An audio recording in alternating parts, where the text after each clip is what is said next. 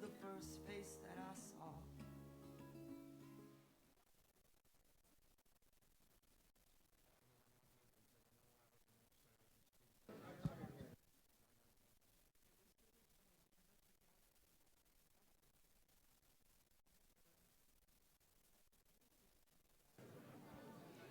All right, if we could get everybody to find a seat and relax. It's time for the roundtable session.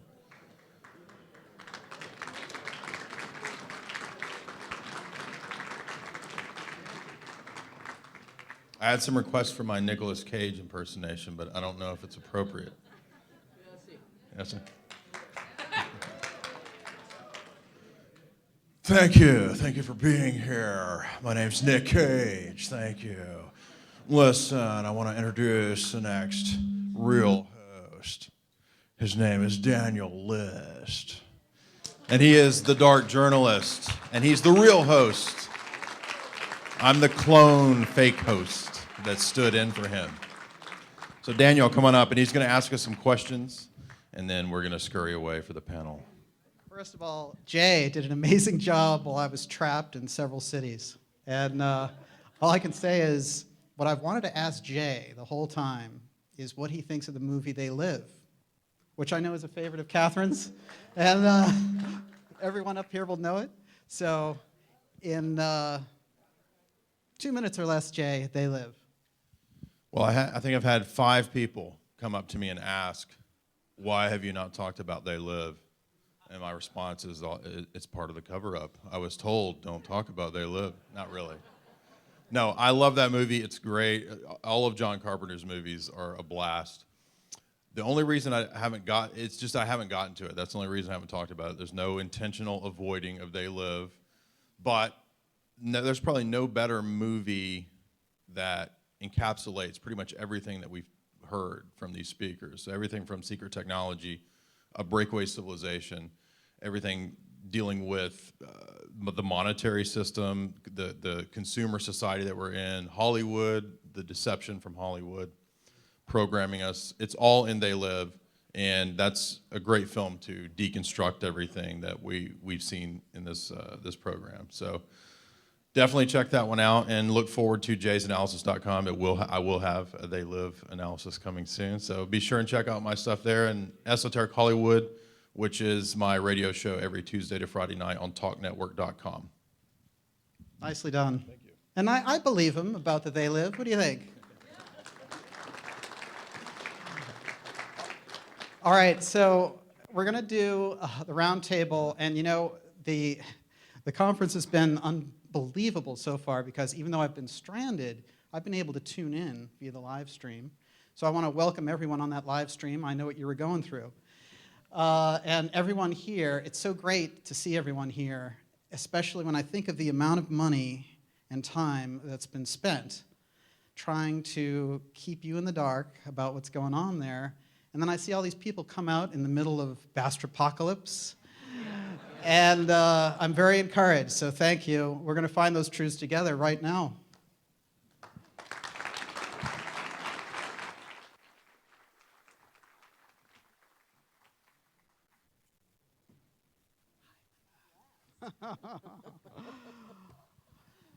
Well, He lives. Yeah.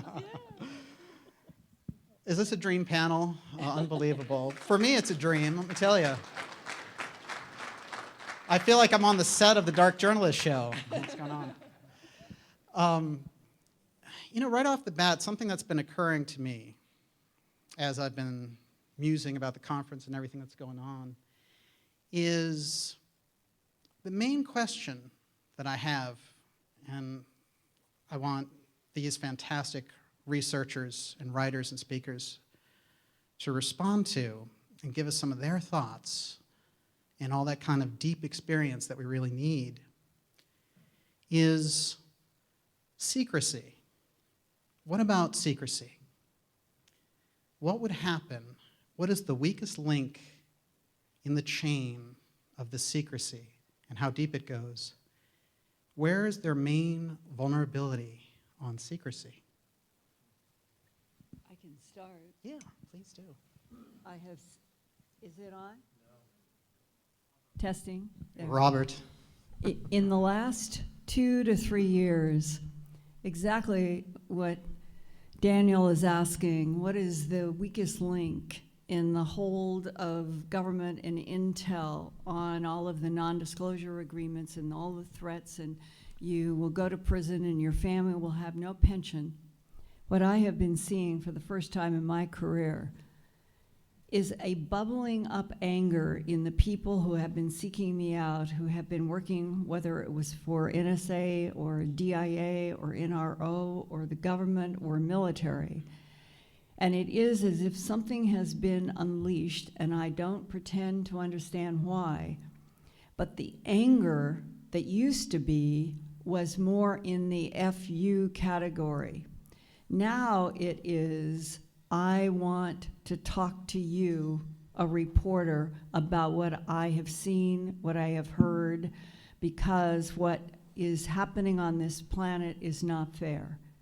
And that is the first time in my career that I have heard those words and seen this happening. And so, what is it that provokes a bubbling up of anger in people who have been in a government situation or a military, who have been under this control and been given reasons why? What is happening that they are now themselves speaking out?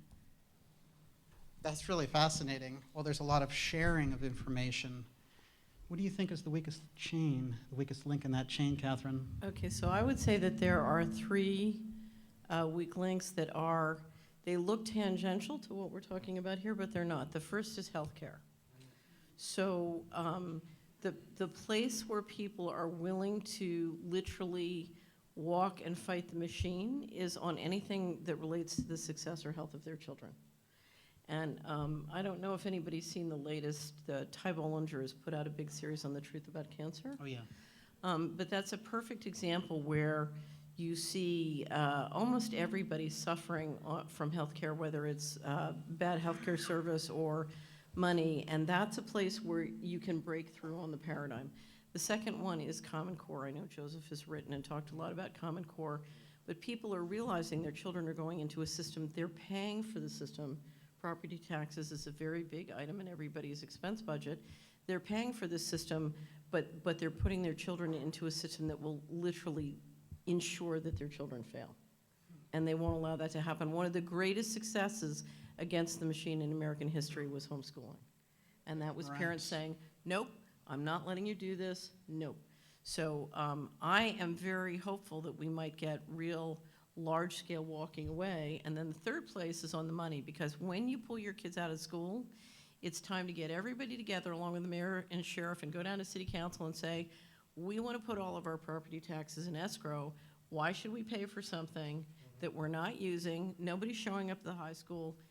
Why should we pay for the money? Because you got to get into the money, but you got to do it in a way where you can generate income. You see pockets around this country, particularly that are sort of global 2.0, where people need jobs, they need income. And we can create that income by re-engineering the government money in a way that will save money for the taxpayers. There's a win-win. So you and I on the food stamp program are paying for jobs to be shipped to India through JP Morgan Chase. JP Morgan Chase gets a big markup, and those jobs could be done for a significantly lower amount of money in our own communities, and then we wouldn't have to pay people unemployment or Social Security, disability, or welfare. So there are thousands of things like this where we can start to mess with the money. But I think before you do the money, you've got to hit hard on busting the paradigm. And I think it's healthcare and it's education, particularly where it affects our children and our family. Wow. Yeah, absolutely. Please.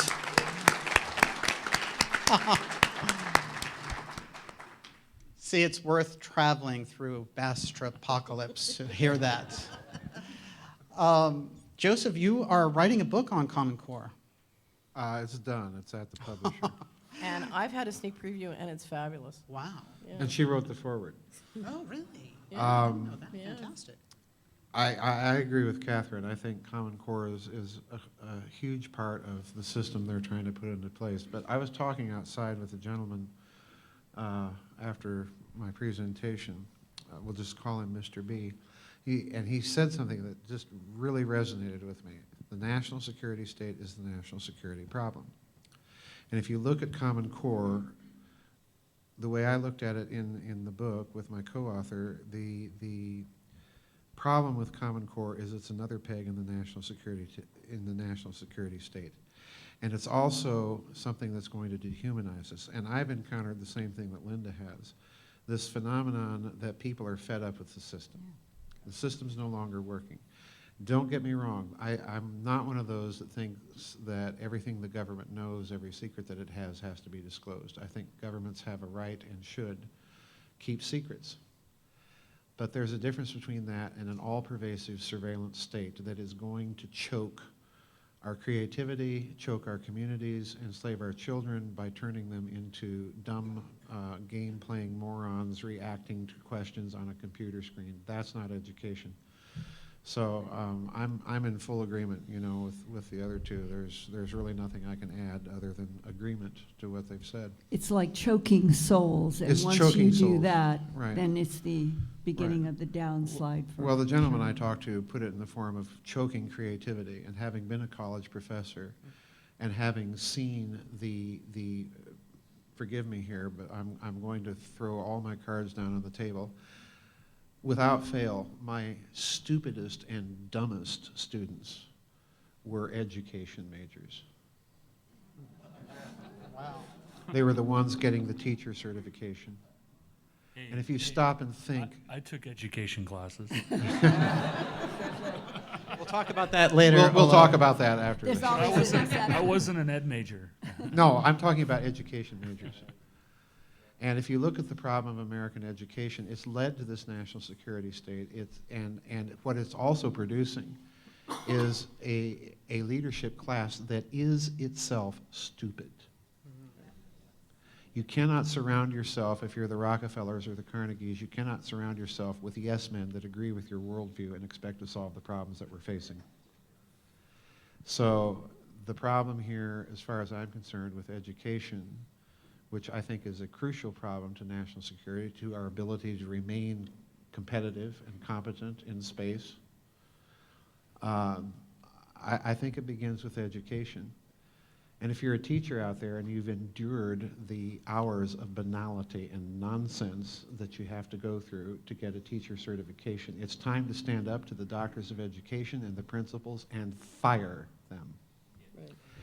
And for your professional development, rather than going to courses on the latest educational fad or trend, it's time that you get paid to go learn what's happening in the discipline you're expected to teach, be it mathematics, literary criticism, art, music, but more methodology courses paid for on your time after a long day in class.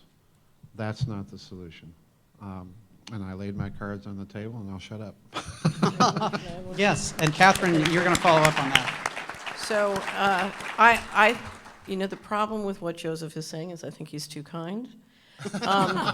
Because if you look at where Common Core is going, and you know, you have to give it time, but if you look at where it's going to provide direct digital access, probably 24/7, to children by large corporations and the intelligence agencies and the breakaways. And it's going to do that for large chunks of the day with no intervening supervision by teachers, principals, or parents. Now, what I will tell you is that the history of large corporations, intelligence agencies having direct access to our children without any intervening supervision is much darker and uglier than anything that went on at the Vatican. Okay, so this is really not a plan. And at this point, what I'm telling you is we have to take our children out of public schools. It is not physically safe for them. Wow. Wow. Wow. It's pretty amazing. You know, Olav, I want you to address that question about, I mean, we're talking about education now. They were saying that's the weak link in the chain of secrecy are people's children. So let's answer that question first, and then I want you can comment on the education stuff. Sure. But what is the weak link in the chain? I actually, education's always a weak link in any chain of anything. If you have a dumbed down populace They Yeah. can't question anything that you say. Yeah. The math that Catherine shared with us will make no sense. I mean, obviously, we all have to be educated at some fundamental level, or none of this makes sense to anybody, let alone the physics that Dr. Farrell talks about will make no sense. I don't think that that's the weakest link, though. I think that if you want to figure out, if you want to expose something that's part of the national security state, you have to follow the money. And I think Catherine was exactly right about that. I think you've got to follow the money. You need to see where the money's coming in and where it goes. You need to understand special access programs. You need to change the legislation to get the special access programs out of the chain, because that's how they hide the money. That's how they hide the programs. The reason that we know what an Aurora is, you know, those of us who know what an Aurora is, it's a spy plane, right? The reason that we know what an Aurora is because, unfortunately, in a budget many years ago, somebody forgot to remove the tab Project Aurora from the budget. And those, back then, the budget was accountable. They were accountable for the budget. They took it before the Congress. They said, this is our budget. We want X number of dollars for Project Aurora. Somebody at Aviation Week said, hey, what's Project Aurora? Started digging. We found out what it was. Now they hide that stuff. They charge us $10,000 for a toilet seat. They keep 950 of it. They charge us $50, and then they funnel the rest in the special access programs. I think the other part that's a weakness is the people. I think you guys are absolutely right that the people are the weak part. I think you've got a lot of people who are fed up functioning inside these compartmentalized programs. They don't get paid enough. I mean, they have the same problems that we do. They don't get paid enough. They don't get respected enough. You know, and they don't like what they're doing. They don't want to see, you know, nobody wants to go to work on a cruise missile and know that that cruise missile is going to go blow up a bunch of people. I mean, that's not something that anybody wants to do. So over time, they get fed up. But as far as the education, the one unique thing that I have is that I have children, and I have a kid that's in Common Core today, right now. I see Common Core every day. Huh. I do his Common Core homework with him. Wow. How does that feel? Well, it's incredibly confusing. I went to college, and I'm incredibly confused by it. I understand the logic of what they're trying to teach in the mathematics part. The reading doesn't seem to be so bad, but it's the mathematics where they break it. And I think, you know, they're effectively dumbing it down. One of the core tenets of Common Core is that you can use your fingers to count. And they break everything up into dots, and you're supposed to draw these dots. And I asked the teacher, because we had to have re-education camp, and all of us had to go to the school. And the poor teachers, you know, they don't want to teach us stuff. And so we're sitting there, and there was the best comment of the night. One of the parents said, you know, are you guys attempting to now change the way we do calculus, or is that, you know, that going to stay a constant? And my contribution was, well, you know, we've been doing arithmetic for 3,000 years. Why are we changing it now? And the thing that the teacher said, and I felt bad for them because they're trained very well. I do know what you mean, though, about ed majors. I'm not going to make a comment about that, but one of the things that I said is, you know, you're dumbing down how you're teaching them math. And I said, why don't you just teach them, instead of breaking apart all the numbers and creating a math problem this long, that's basic addition, why don't you tell them to put in the zero? And they said, well, the problem is that the kids say, well, why do I put in the zero? And that confuses them. And I said, well, when I went to school, I'm going to leave the expletive out, but I said, when I went to school, the teacher told me to just put in the zero. And, you know, the explanation was, this is how you do math. The zero goes here. Be done with it. Catherine, does that sound like the Common Core? Yeah, so just FYI, if you look at the latest studies and my understanding, if you want a child to be very successful with financial and economic matters, don't teach them finance, make sure they're excellent at math. Absolutely. And so excellence in math is necessary to understand the economics for the finance. And I think one of the reasons, not the only, they're doing this is to make sure that they can understand it. Well, yeah, if they want you to be a wage slave, you can't understand how credit works. So, You know, I it's teach my kids. interesting. I have a friend, dear friend, who she's working at JP Morgan. Unfortunately, I've tried to talk her out of it for years. But I was talking to her about the name of your presentation, the space economy, which I have to say caught my attention immediately. And one of the things she said was, well, I didn't think they even had one. Well, at this point, it probably doesn't make much of a difference anyway. So I wanted to throw that one back at you and answer her Apparently question She doesn't live. understand what's going on at J.P. Morgan Chase. She's clearly not in management. That's very true, actually. Management. How do we answer that question? Because I feel like she's in earnest. She's smart, she's poised, she understands a great many things, but the space economy eludes her completely. Why is that, and what is it about the space economy that is going to make a difference to her? Yeah, here's what I think she would understand. You know, the central banking warfare model for 500 years depended on the sea lanes, and it was controlling the sea lane where, you know, when you look at the Bretton Woods system, it's really a flow control model, okay? So if you think of a water system or a hydraulic pumping system, you're trying to control the flow. And that's why for 500 years it's been the British Navy and then the American Navy that was dominant because they policed the sea lanes. And now what we're doing is that flow is now moving from an Earth-based trade system to both an Earth-based and a satellite-based system. Okay. And so what we're watching is greater and greater flow going into both. And part of the problem with keeping the Bretton Woods system going is now you have to police not only the sea lanes, but now you have to police the satellite lanes. So you should tell her the satellite lanes are the sea lanes of the 21st century, and she needs to understand those economics if she's going to understand the economics on the planet.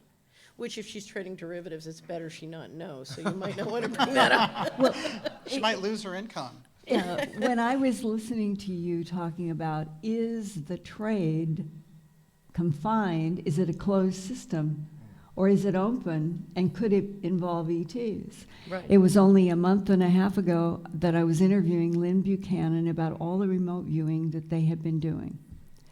And he said that he had remote viewed specifically for the DIA. It was a task question. If there are friendlies and unfriendlies, are they psychic or non-psychic? This was a task to him. And in the process of doing that remote viewing and talking with somebody inside of the organization that knows all about ETs, he said, we have trade, ongoing trade. It has been going on between at least this government. And this is the part that is a little bit, you have to wrap your mind into and around this. We got technology from crashes that may have been planted like Trojan horses. Right. We get the technology, we take it into these top secret programs with the idea, like Corso and Trudeau, will back engineer and we'll get them into the patent system of the United States to keep them out of human hands. He said, what is happening right now, Linda, in 2015? We have back-engineered technology that was started out as extraterrestrial, and we've made it go further. And now the ETs, the friendly ones, want the products that we have advanced from their extraterrestrial technology, and that we have an ongoing looping trade route, which would be exactly what you were asking the question, where is that money or barter or whatever it is between what we've made that they now want? Right.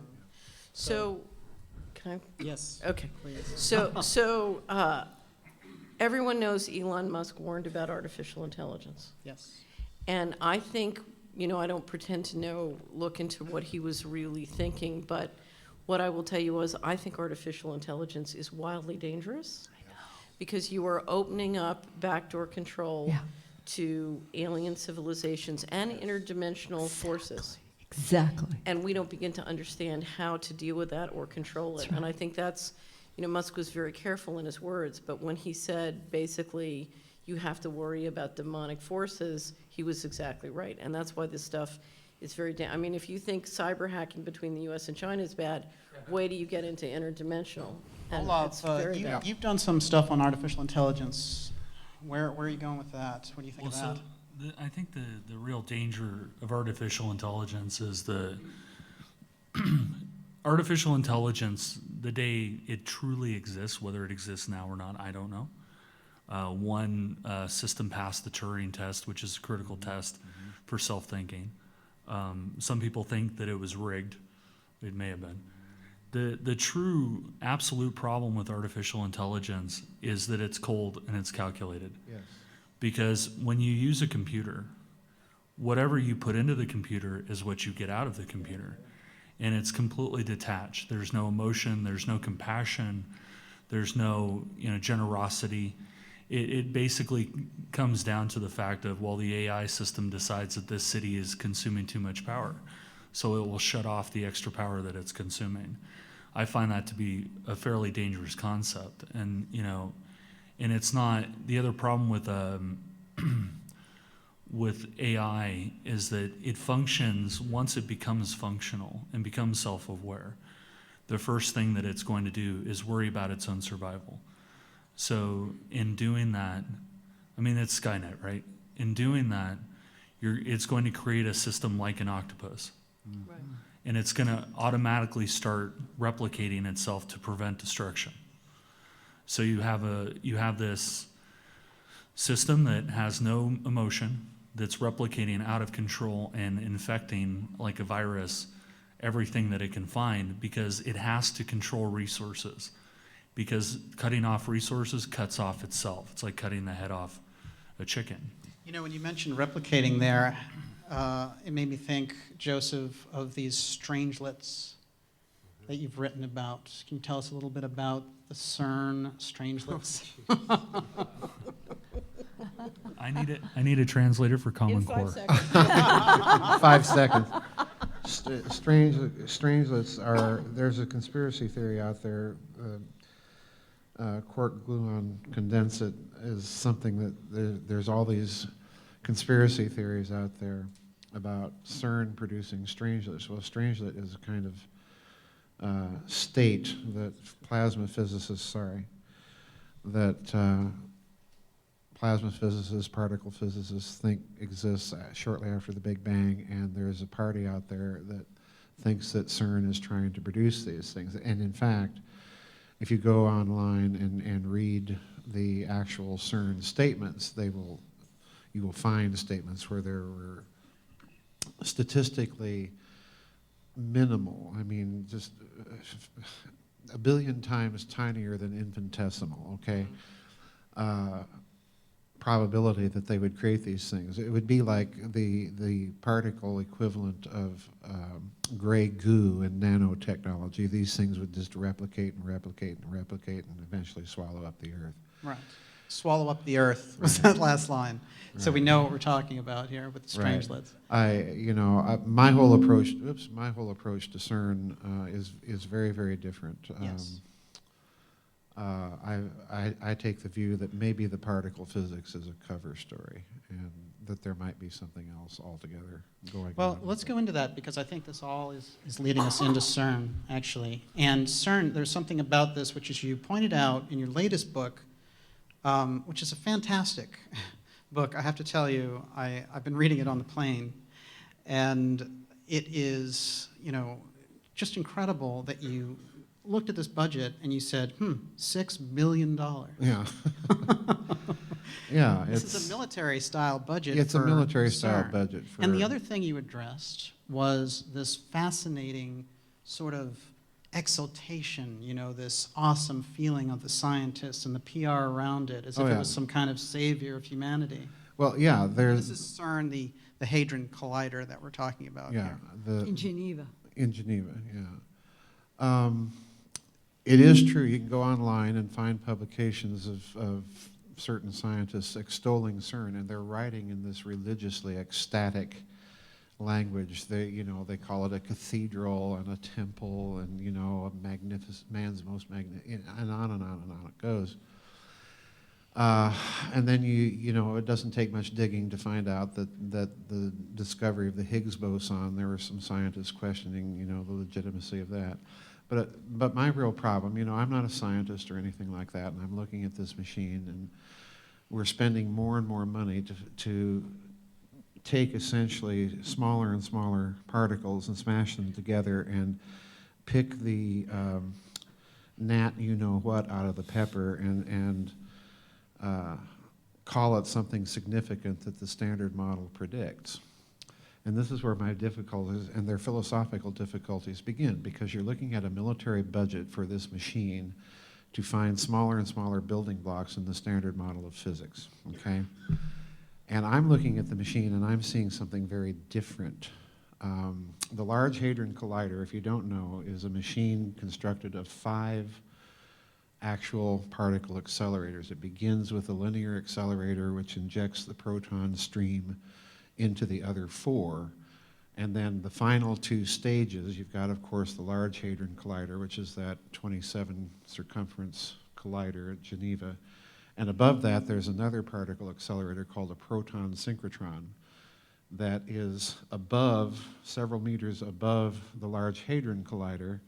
And if you have the rings of the collider, this would be the Large Hadron Collider, then the proton synchrotron sits above it, and if you were to bring it down on the Large Proton, or the Large Hadron Collider, it would sit on the rim of it.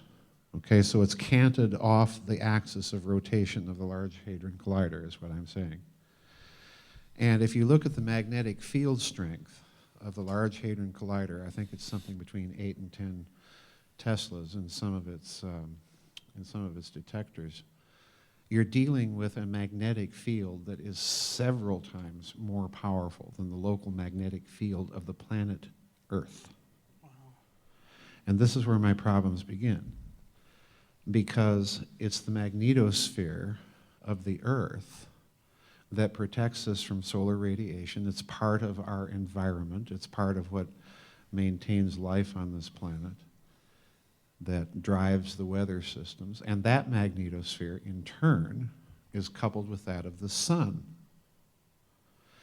So when you look at this the way I'm looking at it, I'm seeing a planetary machine which by the very nature of the strength of the magnetic fields in rotation is creating a massive torsion machine, a magnetic torsion machine.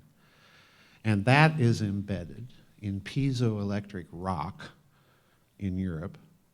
And this is going to have a magnetic effect on the planetary magnetic system. And that was my thought all along. So I'm looking at this, I'm looking at this as a story where they're really putting out a public consumption story for us with blizzards of equations that will confuse us all, and we'll just throw up our hands and say, well, they're doing particle physics. But I think the real physics they're doing is that this is a planetary machine that is manipulating the magnetosphere of the Earth, which, through various electromagnetic effects, can even influence the sun. And recently, in the last 3 weeks, that one of its goals is to penetrate another dimension. And yes, I was just getting to that, because if you're looking at this machine with the eyes of Gabriel Krohn, who's one of my favorite unsung physics and engineering geniuses, this is a man that took tensor calculus. If you study physics, you know what tensor calculus is, and said, well, we can use tensors to explain anomalies that we electricians notice in large networked and particularly rotating electrical, and what's the collider?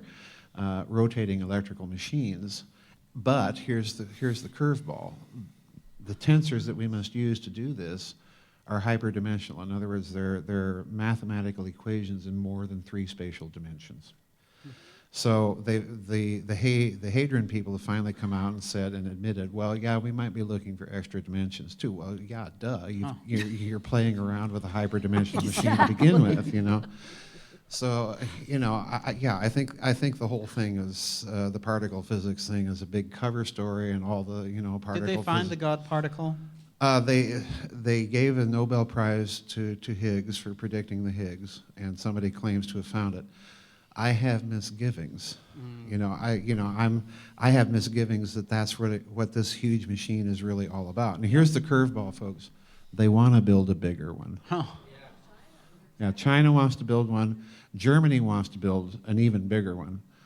So now, you know, everybody's in this absurd race to build big, huge machines to whirl really tiny stuff, which amount to nothing but packets of mathematical information, really, when you get right down to it, around these big racetracks. The way I'm looking at it is that there's more to these things than meets the eye, and very little of it. And again, I caution you folks, I'm just a hack from South Dakota. I'm not a scientist, but that's the way it looks to me. And one Well, that's, oh, I'm sorry. I was just going to say it's a $6 billion, you know, racetrack there. If we think of it that way, that kind of money obviously doesn't get allocated for the scientific grant. So obviously there is a deeper tie there. Catherine, Mr. Global, what does he think of CERN? He wants them to do what he tells them to do. They're doing what he's telling them to do, right? Yes. Yeah, so I don't, you know, clearly $6 billion doesn't get spent on this planet without Mr. Global signing the, Check. right. Yes. The Apple Pay card. So now, but here's what's interesting, you know, we're watching a process where clearly Mr. Global has turned to the BRIC nations and said, okay, I want you to provide competitive alternatives. So I don't want to bet the ranch in the United States. I want you guys to go out and do your own internet, your own payment systems. You know, everybody wants their own global, you know, GPS global satellite system. You know, everybody wants their own aircraft carriers now. But the thing I find really interesting is everybody wants their own collider. At the same time, they've all announced expeditions to the dark side of the moon. So what's that about? Yeah. Yeah, Well, exactly. Linda, And yes. there is one thing that picks up from exactly what they were both saying. If in fact the particle physics experimentation at the collider in Geneva always had the goal of trying to get to a point where they would have the energy to start penetrating other dimensions. Right. Has that goal been provoked by non-humans someplace else that want the doors open to Earth? May I? And that this whole issue of what human minds, or what look like humans on the outside, are being provoked with certain kinds of inspirations. And one of the most peculiar, if you look back through history and juxtaposed to now, is Albert Einstein. The very fact that he would, from childhood on, have this mental facility to see and experiment with physics in his mind, and that E equals mc squared would lead to the atomic age. Why was Einstein, when he was on the timeline, and was that inspiration provoked by specific non-humans? And we now know from all of the work that John Burroughs and I have been doing on RAF Bentwaters, that when the UK government does a 460-page report called Unidentified Aerial Phenomena, and that inside of it, it names and labels and says there are non-ionizing frequencies that the unidentified aerial phenomena and intelligence use that manipulates, this is a direct quote, manipulates human minds and damages human tissues. The question of when does a human know that it's their thought, their imagination, their dream, or something that is provoked by another intelligence from the outside that is trying to manipulate humans for its own gain. This is not what any of us want, but I think if we don't consider these ideas and possibilities and hypotheses, we will be weaker. Mm-hmm. And that what is happening at CERN could definitely fall into the category of a manipulation by an outside goal. Well, may I add something? I want to take people back to San Mateo last year. And in my second presentation, I pointed out that I have what I call the Farrell corollaries to the Kardashev classification system. Kardashev was a Russian astronomer that classified extraterrestrial civilization types according to the energy needs of their civilization. A class 1 civilization was a civilization that required the energy of an entire planet. A Class 2 civilization was a civilization that required the energy of an entire star.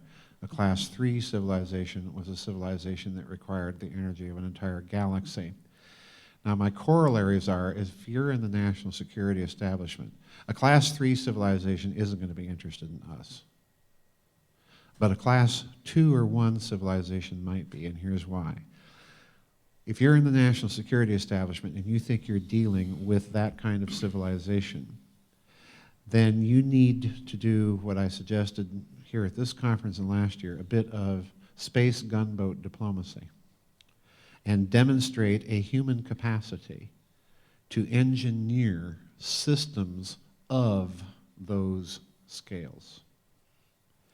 So with the Hadron Collider and its potential resonance effects on the magnetosphere of planet Earth, you're engineering systems on a planetary scale. Right.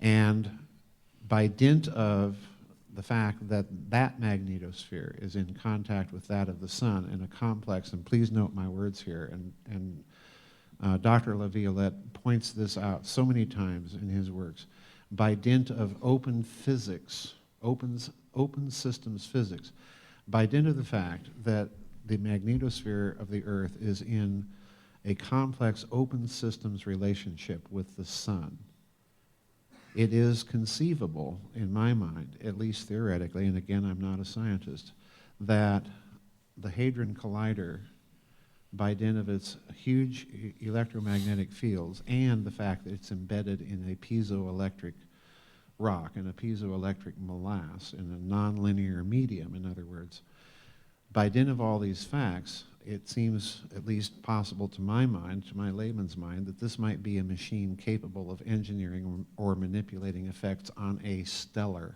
scale.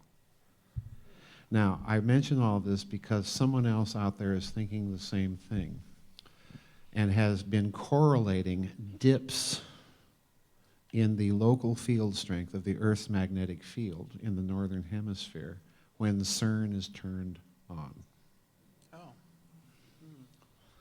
So, yeah, So I just throw that out there. That's my So addition. you know the correlation between sunspots and the stock market? Oh, yes. Oh, yeah. So what I'm wondering is whether they're trading this. Probably.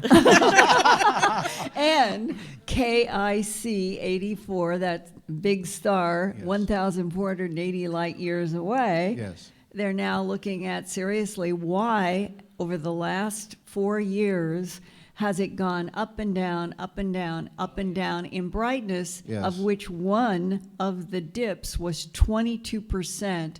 And to give you some sort of a comparison context, if we study what stars looking for the possibility of an orbiting planet, the most that our astronomers have ever seen in those systems is a 1% dim in the star brightness. We're talking about KIC at 22%, 15%, 10%, 5%, 7%, and it's been doing this multiple times for the last 4 years. It may be a Kardashev 2, and that is the category in which a civilization is advanced enough to build a structure around a sun to gather energy, and that what they're getting, because there are so many dimmings, there have to be a tremendous number of large objects that are causing the dimming. It isn't one, it's a whole mass. KIC 84, you're going to hear a lot more. SETI has now turned the Allen array on it as of 10 days ago. They've put in an official request for Green Bank to start looking at it, which may happen as early as May or June. And there's another group that is going to start looking at this star. And this is another interesting thing, that when you have a planet going in front of a sun, you'll get a bell-shaped curve that is even and symmetric in terms of it gets dimmer and then it gets brighter. They have not had one symmetric bell-shaped curve on any of these objects between here and KIC. Incredible. Yeah. Well, Olav, they say there's a lot about this. Okay. That Kick 84 is an alien structure in front of a number of planets. Now, what's funny is a semi-official channel put that out at first, and now I think they're going for the, sort of inflate the hot air balloon and then let it out and say, oh no, it was just a meteorite. What is going on there? What do you think? Well, obviously I'm not a physicist, but if I had to guess anything, I think that because of the irregular nature at which you see the dips and the irregular size of the dips, I think you're probably seeing the construction of a Dyson sphere. If I had to guess, I would say it's the construction phase of a Dyson sphere. So explain that Okay, just, so just what is briefly. that? That's Sure, okay. That's Kardashev 2 when they Yeah. can actually build. So there's a guy named Freeman Dyson who's a physicist, and he came up with the idea that if you take all the planets in a solar system and crush them and strip out the material, that you could have enough material to create a shell around a star. And the way you do it is you create a series of hexagonal plates that are free floating, and then they're compressed in by the gravitational pull of the star. And then what you do is you normalize the surface of the hexagonal plates, and then you live on the inside. You have 24-hour daylight, but you also have total access to the sun. And then you can put systems in place to suck energy right off the sun. The byproduct of which, though, is the star effectively disappears because you build a shell. So the Well, Dyson's, who was making that? who's making it? It was Dyson's, It was Dyson's theory. Yes, Yeah, I it know. was Dyson's But theory. the idea, 1950. yes. Who- But who's who do you building it? think? You've spent so much time looking at human causes for alien interaction. Sure. And you look at alien interaction. Who's building that? Well, I have to say I love the Dyson sphere. The Dyson sphere and ring worlds are fascinating to me personally. But, one of the interesting things that I read a long time ago was Dr. Laviolette's book on the pulsars, and this notion that the pulsars were a communications network and a navigation network, and also an emergency warning network for the galactic superwave. And, if you built a Dyson sphere, Dr. Laviolette could probably speak to it better than I can, but I would imagine that if you build a Dyson sphere, you could put shielding in place to try to survive it. But Wow. as far as who's building it, I mean, obviously, if there are a bunch of people out there that created gravity lenses to create pulsars, they would have the capability to harness stellar energy, and they could build a Dyson sphere. But I think we're watching it being built, and I think every day you're watching more of it being built because it's linear. So one thing that's interesting about that is Dr. Laviolette, of course, did a wonderful presentation on this, but one of his theories that he worked on was about this cosmic wave. And just to summarize that cosmic wave, which is coming in from deep in the galaxy, when it comes here, it causes earthquakes, pole shifts, the magnetic center of the Earth changes, and we see massive destruction. So is it right that you're suggesting that powers here in our space program are building that? No. Okay. No. So I think this is where we're going to go We- for everybody next, which is Civilization 2. Civilization Yeah, 2. I mean, Who is going to be the focus for the next bit here? So I want to start with who.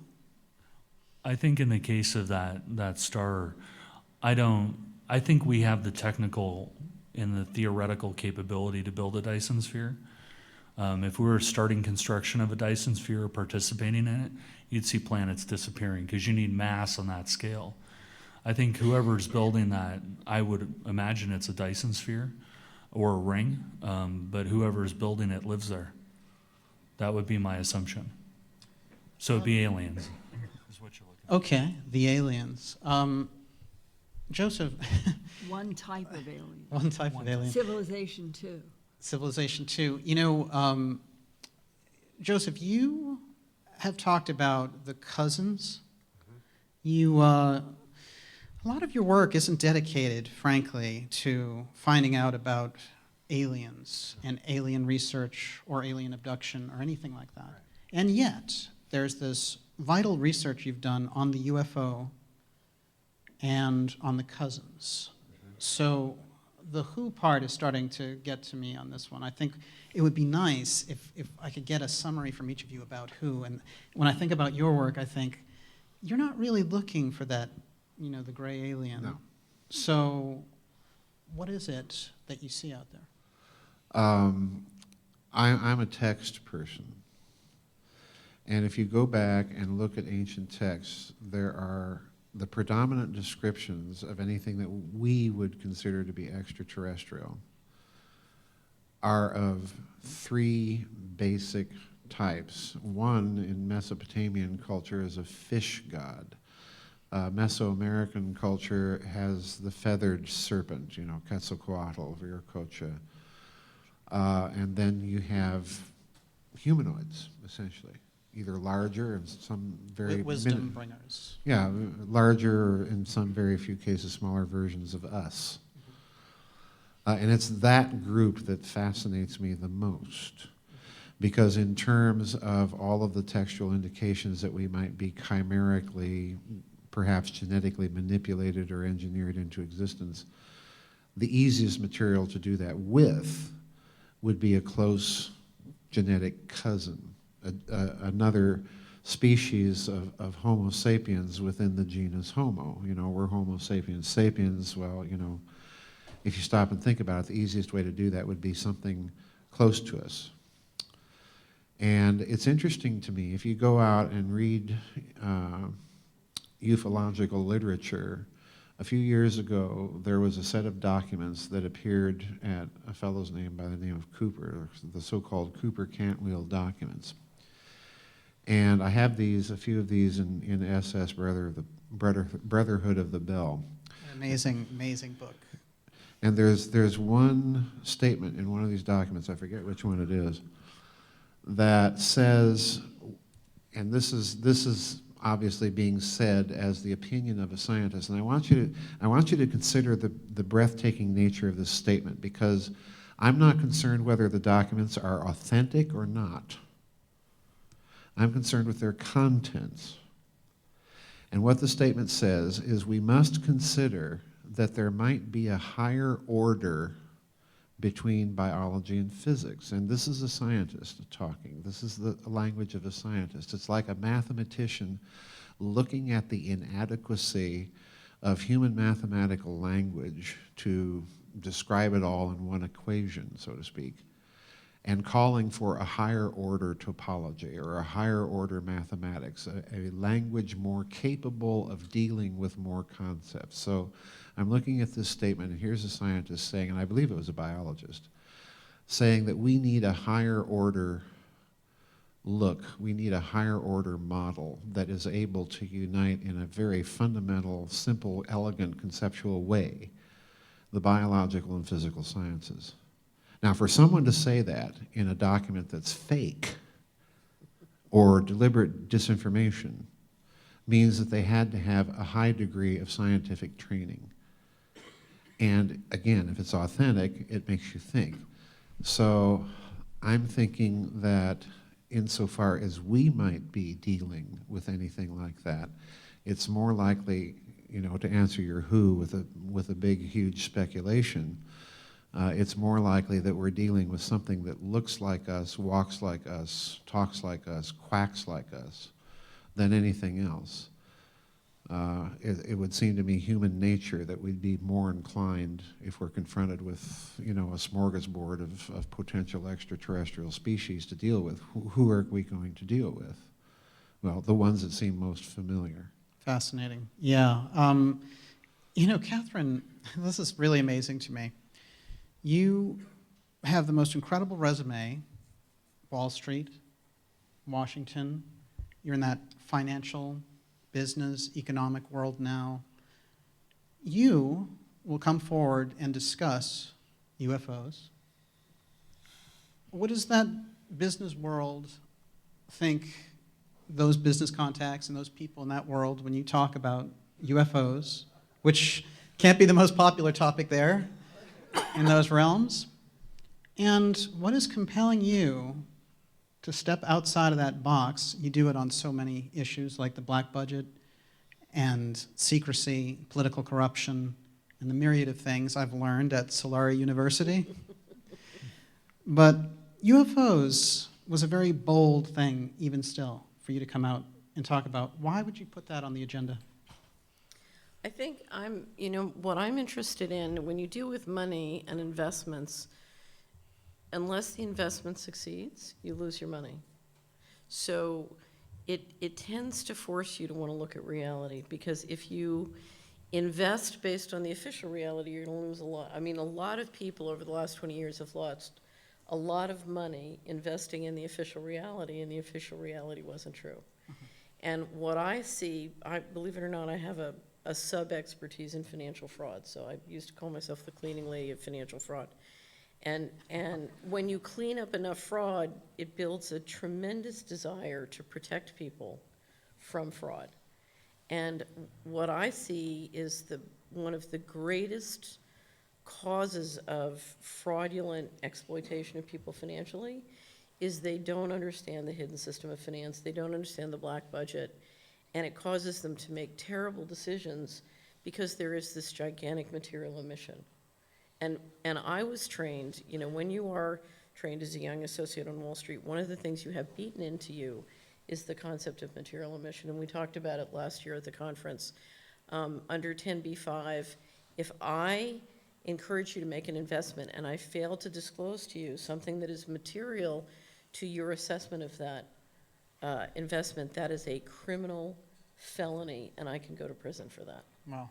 And if you look across the financial system right now, we are creating a massive material emission. And for example, if you look at all the different communities that kept saying, oh, the economy's going to collapse, the economy's going to collapse, what they're not realizing is we are transferring out of the black budget technology that could explode the wealth on this planet by many hundreds of multiples. Mm-hmm. Now, that doesn't mean, you know, that it's all going to be wonderful or rosy, but they need to know that before they spend an enormous amount of time. You know, I've seen people basically sell everything, run off into the woods, buy lots of guns, eat lots of beans, you know, buy lots of dehydrated food, and when they finally come out 4 years later, everybody's passed them by, and it's a real fight to get back into the economy. So Yeah. you know, we need. So running away doesn't work. No. Running That's away not the doesn't- solution. Yeah, running away doesn't Never work, have. and we need to be able to integrate this question mark into our map of how the money works and how it relates to our personal money, because as I said, we are financing the black budget one household at a time. Right. And the thing that I try and do at Solari, you know, my goal in life is to help everybody have a free and inspired life. The more people who can have a free and inspired life, the more we can shift the direction of things. But we can't do that unless we can build very strong immunity to having our pocketbook emptied by the black budget. And so, in a sense, you had to bring up the UFO concept, even if it was uncomfortable, in order for your subscribers and the people who follow your information not to get harvested by a system that is draining money out of the system in order to create. We're trying to shift the power equation between the lunatics and the adults, Yes. in favor of the adults. Can you say that again? We're trying to shift the power equation between the lunatics and adults. That's what we're all trying to do, right? Right. So for those of you who have seen They Live, I did a wonderful interview when I first met Daniel. He's trying to figure out what I'm about. And he's like, I don't know about your site. You're all over the place, whatever. And he goes through the whole thing. And then he calls me up and he says, oh, I realize you're trying to give people a pair of sunglasses. Exactly. Right. So you figured it out, yeah. So how do you explain that? I'm trying to give you a pair of sunglasses if they don't even know. Yeah. I find it so fascinating because there are so many people who will resonate with your material and they understand your expertise around these things and they understand the deep knowledge and they've gotten a lot from it. And then they hit the UFO part and they're like, Well, but it's interesting. When I try and talk to people about the UFO thing, you know, we did this when we did Dark Journalists. I said, look, that's $150 trillion of hardware. yes. You know, I'm a financial person. I want to know, you know, where are the factories, who's building it, what stocks are it running through. I had a great lunch with these guys in Amsterdam, and there was a wonderful business guy there who said, and he used to be a trader and now is in business, and he said, you know, I used to look at the elevator companies and I think, how could their stock be going up that much? And then I learned about the underground bases from you, and now I know their stock's going up. Well, it's fascinating. You know, that all loops in, actually, to the Phoenix Lights, because that thing you ascribed there, the cost to, was about the Phoenix Lights. And I just tell them what I said. When I yes, said- please. I looked at it and I said, oh, that's where the $4 trillion go. I bet for $4 trillion, Lockheed would build that for $4 trillion. Yeah, they would build that for $4 trillion. Now, this is really interesting. Pepsi recently developed a commercial that incorporated the Phoenix Lights. And the Phoenix Lights, everyone in this audience knows, but I'm going to say it anyway. We've got a live stream. The Phoenix Lights was a major case in 1997 where these March 13th. March 13th. I'm going to have actually Linda tell us what the Phoenix Lights was because she knows all about it. Yes. Please do. It was extraordinary, and I remember being live on Coast to Coast with Art Bell when that night, I think it was the one turnaround, there was a truck driver who called in, and then I got to talk with him and then came back on with Art. And he had been on one of the freeways coming into Phoenix, and his was 10:30 at night, and he was seeing these big, huge orange, pumpkin orange globe lights just sitting over what was Luke Air Force Base. And he said, I had no idea what I was looking to, but when they both went and they were gone, he said, that cannot be anything that we have built. That's 10:30 at night. In the earlier part of the evening, which is, I think, the really important part of what happened on March 13th, 1997 in Phoenix, there were several different groups of eyewitnesses, and the one that was the most outstanding were 5 people in a family in a car, and they had been coming from Tucson to Phoenix, and one of the daughters was going to a track meet. And the father was driving. The mother was right behind the father in the back seat next to, I think there was 1, 2, 3, 4, 5. There were 2 daughters in the back, and there was another family member. So there were 5 people. And they all see at the same time something coming low and toward the car, and the father yells out to the mother in the back, but everybody in the car, he said, when I yell, start counting, and just count every second. And he was an engineer. And it was slow, right? That's the one that Very yeah, it slow. was extremely slow. When they saw it, the father was the professional, and he's the one who thought, this is low, this is huge, and I'm traveling, and he knew what the speed was that he was traveling, and he held it on the freeway, and this thing came right over the car. And I talked to every person who was in the car. I talked to all 5 people. And they said that as it came low, they could see lines, not rivets. They saw strange patterns throughout this huge thing. When they finished the count and the last back of it went over the car, the father driving said that has to be 2 miles long. Up on a mountain, 2 real estate people who had just come up to their house above a real estate, they had laid out the roads, and they knew that the real estate development was 1.8 miles long from one end to the other. They had the experience of this thing coming almost below them or right at their eye level. That's how low it was. And they could see when it got from one end to the other of their grid, their streets, that it was covering this 1.8 miles, which was close to 2 miles. And there were others who saw this. And I'm going to jump to, that was between 7 to 8, then approximately 8 to 10, those are when the arc of lights were shown and videotaped from the various people downtown.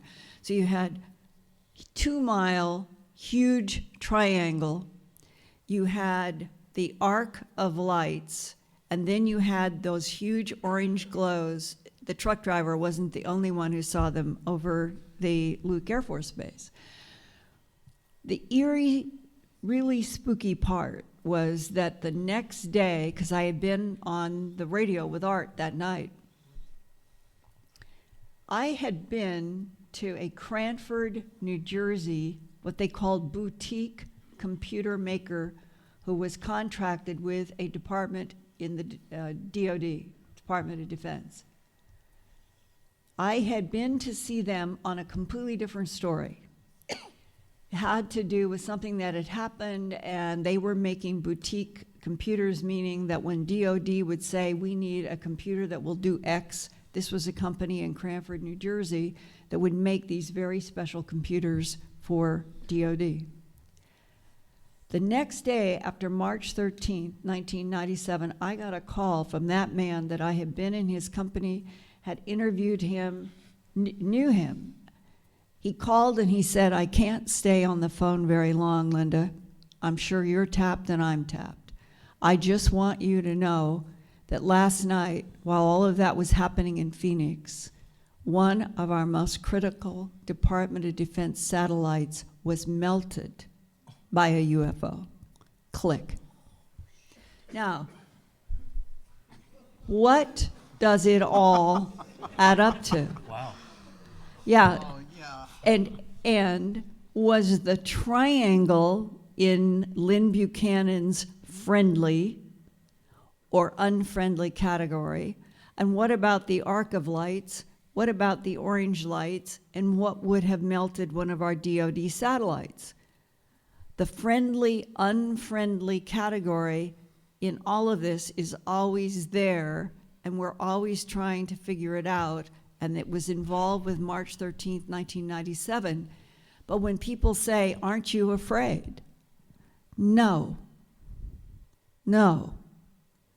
My dominant characteristic is curiosity, because if we are dealing with that which made standing up primates, there's only one thing I would like to understand is, why did you do this? Who are you? What is your vested interest in us on this planet?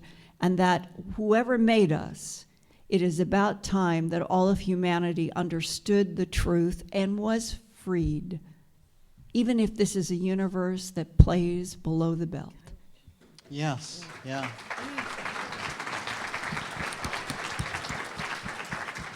Let me just mention one interesting thing about the Phoenix, or several interesting things from a political standpoint. One is that the governor of Arizona, who tried to poo-poo the reality of what had happened, even in the face of a city council member really leading an effort to bring transparency, later when he left office admitted that it was a UFO. I believe. Fife Symington. Right. Right, and Fife that was a very courageous act, but that's on the record. It's in a number of documentaries. It's very, so you have a city council member, you have, there were thousands of citizens who obviously saw it, but you had such an effort by the citizens to make documentaries. And here's what's really interesting. That documentary, when I first moved to Hickory Valley, Tennessee, and went into the video store in Bolivar, Tennessee, it was right up there, you know, in the recommended pile. It was all over the country. So somebody really used that documentary to try and help people come to grips with the whole phenomenon. Even though the government said, oh, it was nothing but flares, a flare exercise over, Right. I mean, But gosh. there's no way you're going to have that documentary in every That's right. Blockbuster video store That's- right in the front unless somebody wants that to happen. the Right. very fact that it was allowed. And that comes back to where we started, the burbling up. Right. There is a lot of anger by really decent people who have been trying to work for intel and military, and they are more frustrated than they've ever been. Right.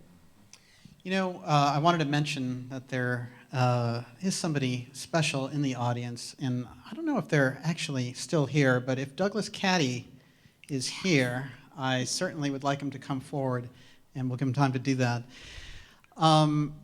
You know, Olav, one quick thing, since we're talking about the Phoenix Lights, which, as I was saying, was brought to you by Pepsi now.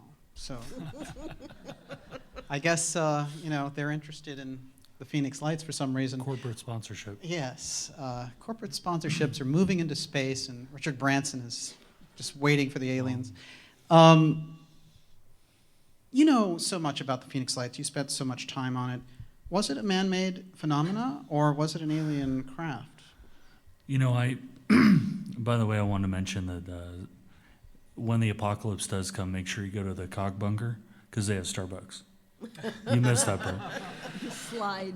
Yeah. You know, I've seen things that I can't explain. I mean, I do. it's a hard question. Really, a lot of people break into two camps. There's the people who think that aliens did it, and there's people who think we did it. There's not a lot of people in the middle. As an individual, which is all I can speak for, I think that roughly 10%, maybe sometimes more, maybe sometimes less, but 10% is alien in nature. Typically, when I see things like when I was listening to Linda on Art Bell in 1997, freaked out of my mind, I was like, there are aliens and they're invading. But Did you ever dream you'd be sitting right next to her? never, never in my whole life. And it is an honor. Yes. For me it is also. But to answer the question, I think 90% of what we see is human manufacture by one of the groups. Now, as many people who have spoken here have pointed out, there are multiple divisions within it. In mine, I kind of lumped it up to there are Nazis and there are other people. But the truth is that there's, even within that other group, there are bazillions of subdivisions based on corporate affiliation, based on nationality. I don't know which faction built those things, but I personally think that at least of the three, because there are three, as she pointed out, there are three distinct events. Sure. I think at least two of them were human. But not that 2 mile triangle. No. Yeah, I think that one, if I had to say that any of them were built by an alien, I would say it's the two, because it wasn't actually a triangle, it was actually V-shaped, if I remember correctly. Yeah, let's get into this a little bit. They said that it was a solid. I want to really, let's bring this into Low and slow. what it was, because here's the thing. What is the message of something like the Phoenix Lights? Here's the way I understand it. There's this huge craft that goes over the city. There are a number of people out there comet watching that night. So you're going to get a big audience, whoever you are. What would be the reason for a human creator of a Phoenix Lights craft to strut that machine over a major city while people are comet watching? Power. Catherine? Here's the thing. There are so many possible reasons why you might do it. I mean, basically, one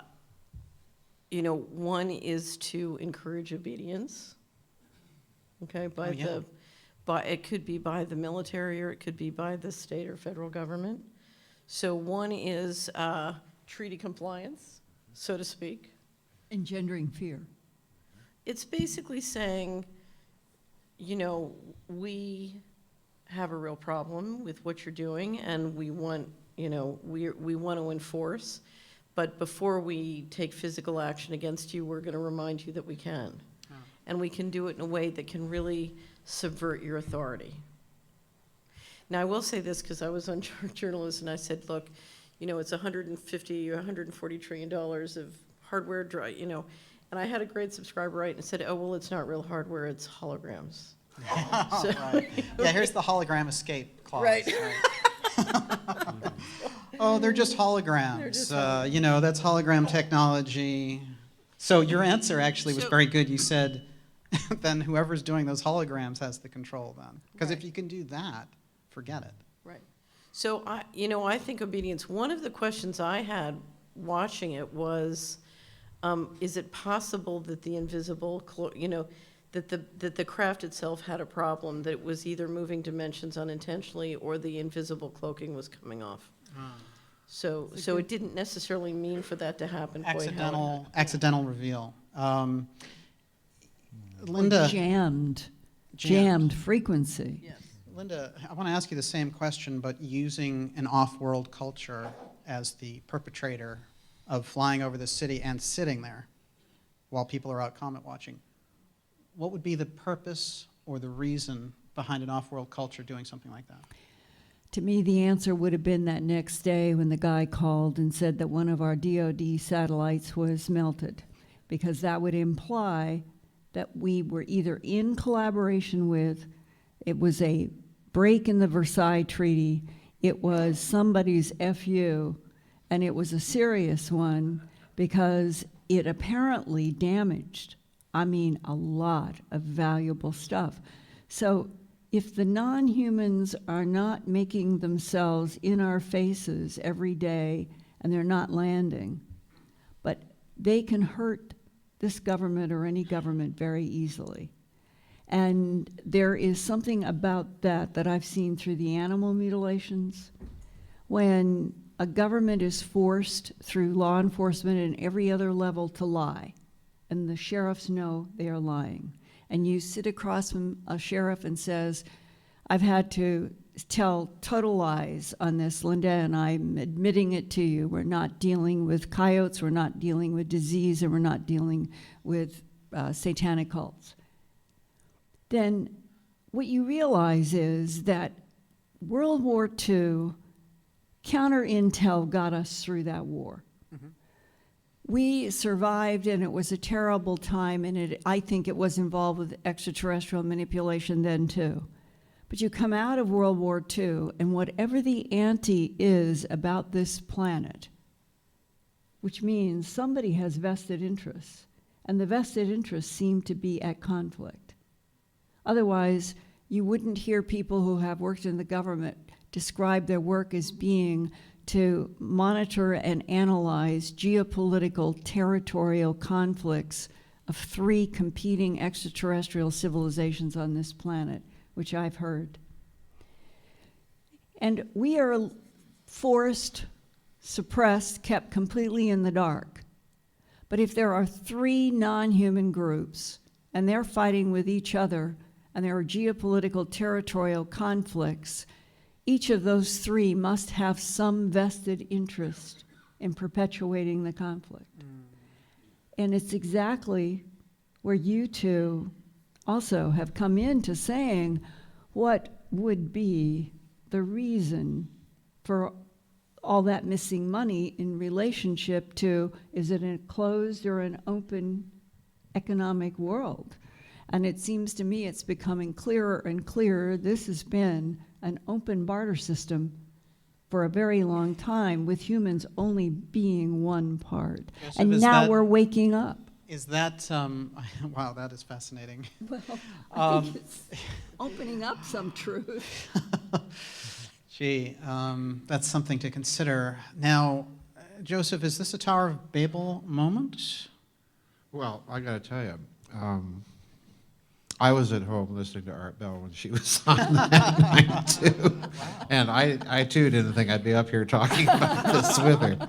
So, you know, it's an honor for me. But I look at it this way. You know, again, I'm taking an historical and what I hope is a rational approach. I tend to think, like Olav, that there's an element of the Phoenix Lights that is human, and there's an element that possibly isn't, and in my opinion, probably isn't. Although in my opinion, I think the triangle, believe it or not, may be the human component. And I know that sounds outrageous because that's the biggest, you know, supposedly, thing that they saw. But it's the simplest. It's the simplest, and we'll talk about why I think, you know, it might be. But anyway, I was really interested in that because I too had the feeling that this was some sort of operation, a psyop or something. There was something going on here. Somebody was making a demonstration and somebody else was making a counter demonstration. And years later, when I was doing the research for saucers, swastikas, and psyops, I ran across a statement that I found Magda Goebbels, who was the wife of Dr. Joseph Goebbels, Hitler's propaganda minister, that she made in her diary, saying that her husband, Dr. Goebbels, had just returned from some secret weapons demonstration, and he had seen wonders and miracles. And then Otto Skorzeny kind of enters this story by saying that he wanted to use this marvelous technology in a guerrilla warfare operations behind enemy lines. And it was that precise observation that gave me the idea that, well, if you're going to start building technology like this, how are you going to use it? Well, you're going to use it to make demonstrations, not necessarily to us, but to them. And with the satellite, I didn't know this part about the satellite. My inclination now is to think that this was demonstration and counter-demonstration. Exactly. As to who initiated it, I don't know, but Exactly. that's my speculation at the moment. Okay, so let me see if I can tie this up. So we have a craft that's out there, and it fries this DoD piece of equipment. And then there's a counter demonstration. Now, whoever did that, we're just going to assume for now that it's an alien, off-world culture. And then we move into something else. We've got the response. And that's coming from a very advanced wing here. We could call that the breakaway civilization or just the heights of our military. But you have... But we don't know which came first, the satellite melt or the demonstration over Phoenix. Right, right. So let's go into this just a little further. So when all this is happening, the aftermath is it's a great mystery, but it lingers, and it's in major newspapers. It's not a covered up, oh, they glossed over it or whatever. They came out with a cover story eventually. But my question on that is, when you think of this Tower of Babel concept that you came up with, something I want to tie in here from Linda's work and yours is Philip J. Corso.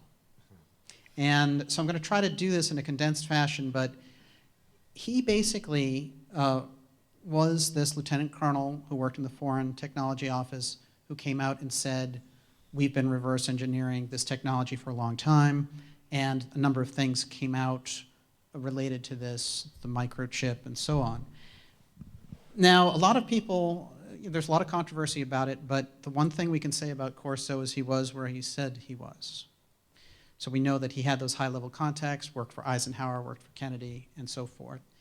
But you found something, the most amazing thing that you found, I think, about what he said, wasn't really that. It was this idea that we had caught up to whoever was out there doing this. Yeah, in his book, Day After Roswell, at the time that came out, he was sort of the sensation in ufology. I'm not a ufologist, but that was the impression I got at the time. And then people sort of turned away from him.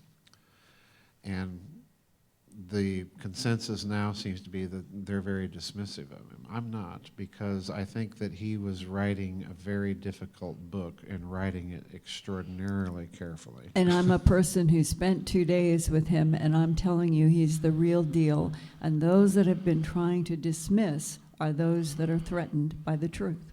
Well, when I read the book, what I was constantly fascinated by is when he would mention the extraterrestrial back engineering hypothesis, almost in the same breath and sometimes in the very next sentence, he's pointing fingers at Nazis.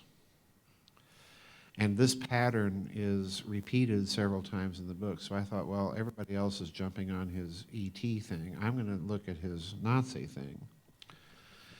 And in the context of him making these types of statements, you're probably familiar with them. He'll say one thing, and then next sentence he'll say something seemingly contradictory.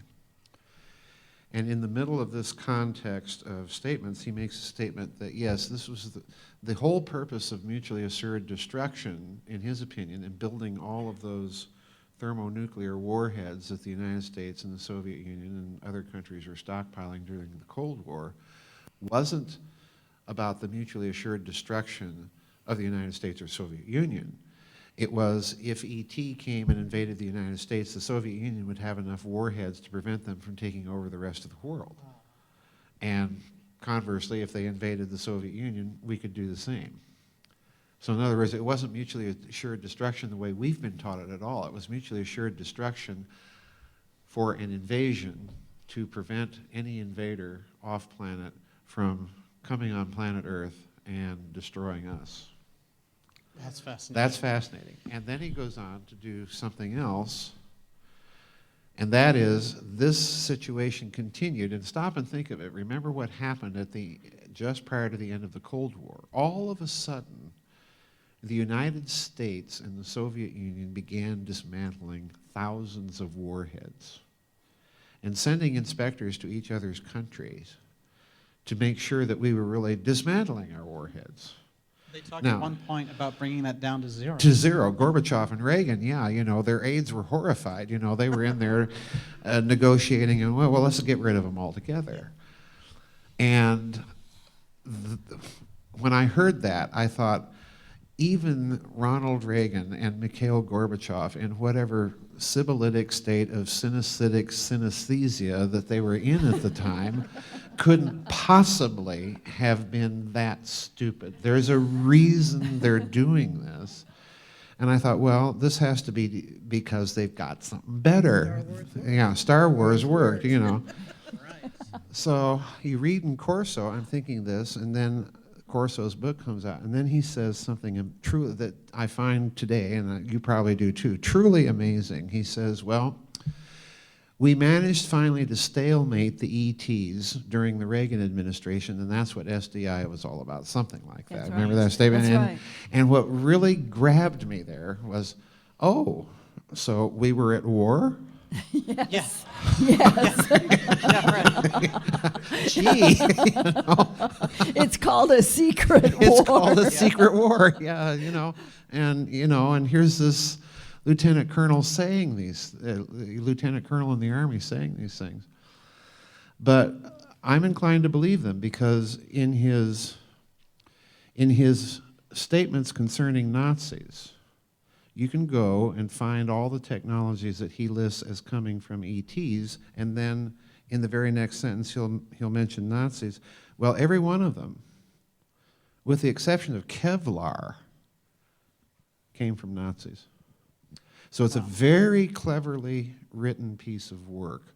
So I'm personally not inclined to dismiss him too quickly. He wrote that book, in my opinion, very, very carefully. It's a very carefully crafted book. And I can tell you one thing because I have a copy.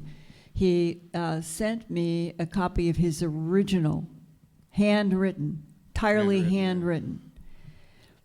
And what the book is that you can get went through the process mill of Bill Burns and Simon and Schuster.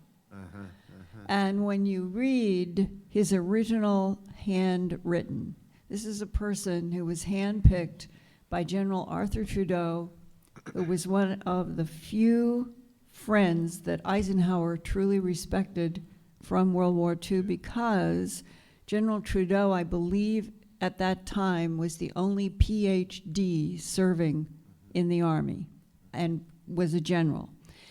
And he had an engineering background, and Corso told me that he had been in the presence of them, and that Eisenhower handpicked General Trudeau to be that first head of Army R&D in the Pentagon because he trusted him and respected him so much from the war.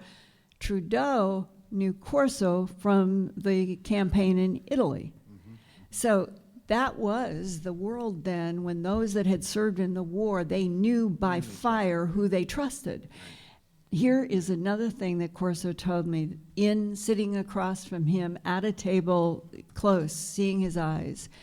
He said, General Trudeau said that when Eisenhower came to him with this proposal that they were going to take the extraterrestrial technology and get it into corporations and get it patented, that Eisenhower said to Trudeau, and these are the words I've never forgotten, they were from Corso, the CIA is our enemy and I do not want them involved. You, General Trudeau, you are the only person to handle this. I believe that is exactly what the mentality would have been, because this was 1958 when this process started with Corso and Trudeau. Well, that makes perfect sense, because Eisenhower's fighting World War II, while Allen Dulles and company from Sullivan and Cromwell are secretly negotiating with Nazis to put an end to it. And of course, Allen Dulles ends up as CIA director, you know, during that time. So that makes sense. Well, something interesting about that, actually, that I want to follow up on, which is if we really take it from the fact that they were battling something out there, and we've seen those NASA tapes where it looks like a battle to me. It looks like SDI in process against these crafts that are coming around the Earth. And that comes from NASA itself, so there's no CGI going on. I think it's from 2001 also, and CGI wasn't so hot. It just was on their feed, and somebody was at home taping it, and there it is for the world to see. But Catherine, is that the rationale that they used to sell drugs into the black budget? Well, I think if you follow the history of narcotics trafficking globally, narcotics trafficking is, from a financial standpoint, a very efficient way to take over a place. Mm-hmm. It's the leverage buyout of a place, which is financed with the cash flow from that place. So I sell them something that makes them weaker and makes it easier for me to take them over cheaper. And I buy them with their own money. Okay? And it's worked very well all around the world for, several centuries. So if you look at the history of this, it's very, very old. But it started to come in, the real, so part of the key to building a narcotics trafficking business is to make all those drugs illegal. Oh, yeah. Okay. Yeah, right. So if you, there's a great book by Dan Russell called Drug Wars that describes the relationship between the creation of the Federal Reserve, the creation of the IRS, and the implementation of narcotics into the United States. It's all it's remarkable symmetry in how it's done. But what you saw was that drug money build a power structure bottom up to sort of organize and sabotage every neighborhood with control files. And that gave you the ability to control politically the government votes, the government money. So literally you're controlling the federal budget through your control of the local, you're controlling 3,100 counties at a time, which is why every year during the presidential cycle, I cry every time, because these guys are controlling the entire federal budget by controlling 3,100 counties, but nobody's interested in the 3,100 county elections. They're only interested in the yakety yak up here, which is totally irrelevant to the bottom-up control. Right. So it's funny, when I was on Wall Street in Washington, I could never understand why people thought drugs was so important. Mm-hmm. Because if you look at financial fraud, it's much more profitable and much more economically powerful in nominal dollars. Right. But where drugs are phenomenally economic is their ability in the whole process of sabotaging a place to buy that place with its own money. And when you end up owning the place, you also have a control file on just about everybody. Mm-hmm. So it's a takeover model, and the question, of course, gets back to, who's controlling it. The reality is, if you look at the enforcement process, it's really the enforcement bureaucracy, a portion of it, that controls it. Yeah, absolutely. But the intelligence services, they have people in there, regardless of the kind of nasty work that they do, who have some sense of ethical balance. Were they feeding them this thing of, look at this threat, we need all this money to build these ships, we can't tell the public about it, let's run drugs this way through these things, or is it far more compartmentalized than that? Well, when you go back and you look from the end of World War II through, say, early 1980s, what you hear from many, many people is, look, it was the best of a lot of bad alternatives. We had to get the money. Which sounds a lot like I didn't know what I was doing, or I was just under orders. Well, but here's the very interesting thing, and this is, as Joseph would say, high-octane speculation. What happened in the beginning of the 80s is the fraud suddenly took off, and it literally went crazy. Okay, so we're in the 70s, and it's at a very low level, and then we're getting into the 80s in Iran-Contra. Gorbachev and Reagan are teaming up, and suddenly the fraud Well, goes but off the let's charts. look at what happened. If you look, so Iran-Contra was when it went nuts. And if you talk to some of the intelligence operatives who were doing the fraud at that time, what they said to me is, we couldn't believe it. We did 25 million, we got away with it. We said, well, let's go for 50, and we got away with it. And they're kind of building this thing. And then if you look at what happened in the 90s, they took those models, came back, and did it on an enormous scale, layered derivatives on top, and took the same models and did it in the stock market. So they really, they didn't just double up, they quadrupled, times exponential to the 10.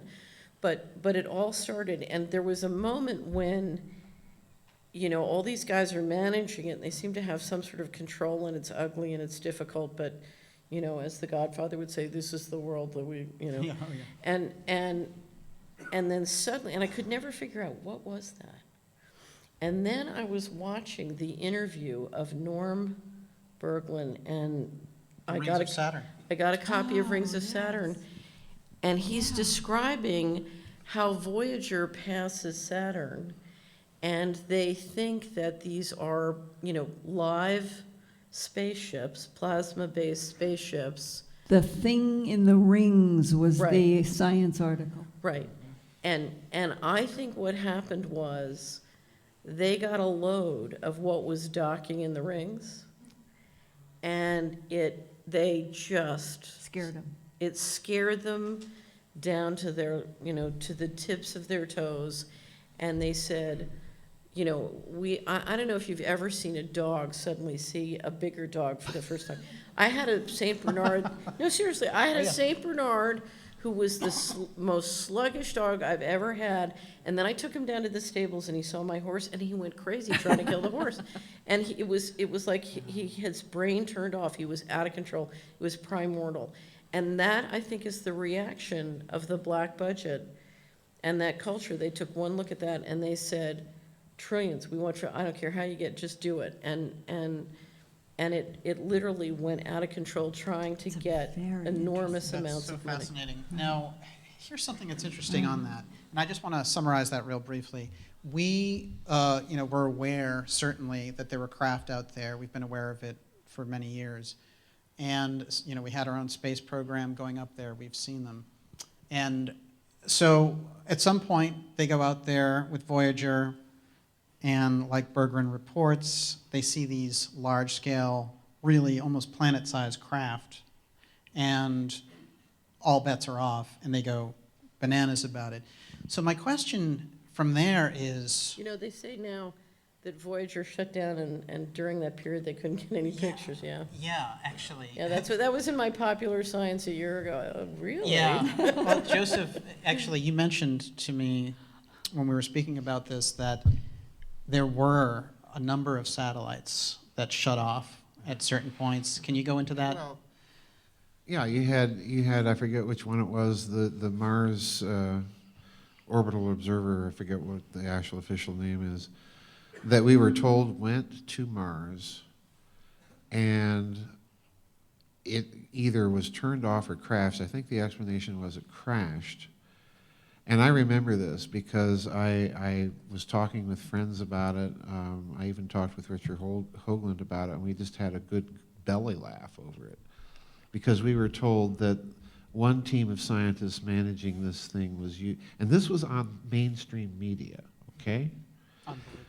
One team of scientists was using the English imperial system of measures, which right there I said, wait a minute. Anybody working in science will tell you that they use the metric measurement system. And that the other team of scientists was using, the metric system. I thought, wait a minute. And this was the excuse they gave for why this Mars probe went black. And then there was that... There was the Beagle in England. The Beagle. There was the Phobos and the yes, Soviet. the Phobos, Soviet things. We've had enormous amounts of satellites going to Mars that seem to be mysteriously lost, which I think in some cases they take them black. They claim they're lost, they take them black, and then they can download whatever they want back to Earth. But I recall some story, and I don't even know if it's true or not, but given all the other high strangeness, why not? of one of the Mars landers. Remember hearing about this? One of the Mars landers that suddenly just died, and NASA's explanation was, well, there was too much dust on the solar yeah. panels of Mars. Yes. And then along Spirit. Spirit, yes, Spirit. that's it. And a few days later, it comes back on. NASA's mystified, and yeah, and it's like someone came along with paper towels and Windex and cleaned it off for them. You know, I don't know what's going on.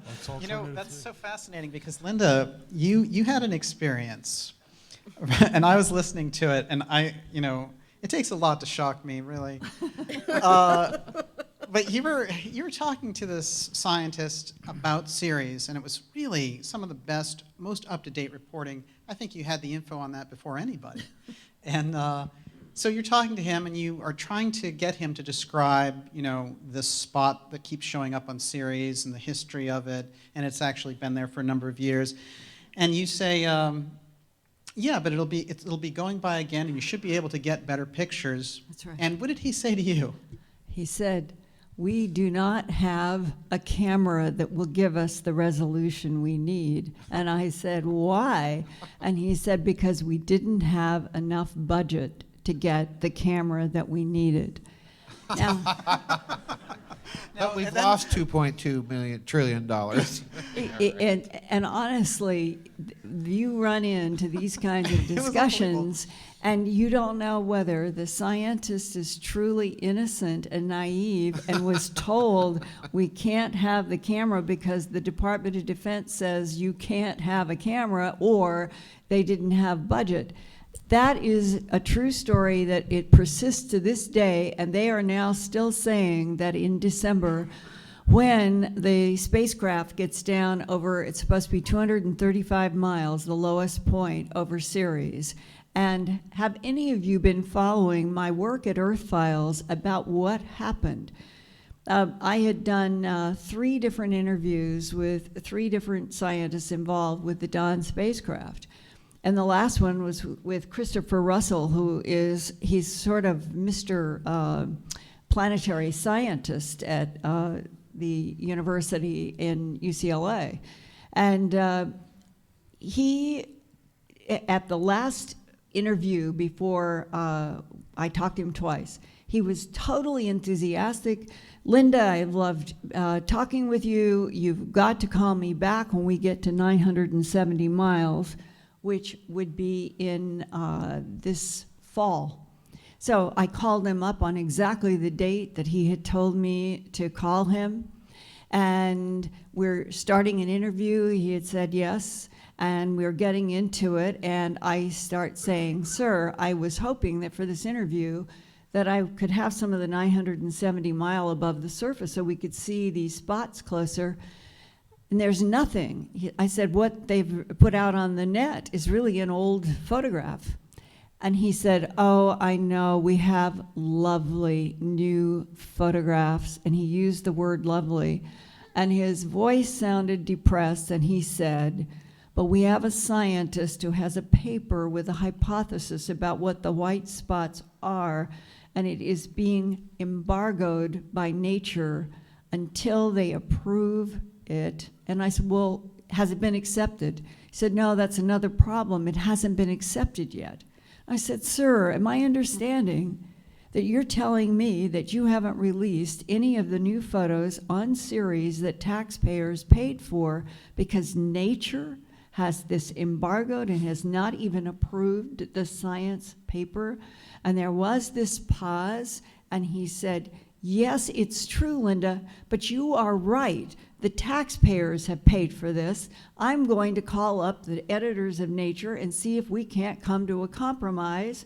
And he said, "Well, let's do this interview, and then I'm going to break this. I don't like this either. I think we should have the photos." I'm not kidding. This is Amazing. exactly what happened. I'm going to, it's really fantastic. but- I'm just but going to, I have to one- close one- and say goodbye to the stream people oh, because at 9 o'clock the stream is ending. So we're going to do that, but we will finish the story for the people here.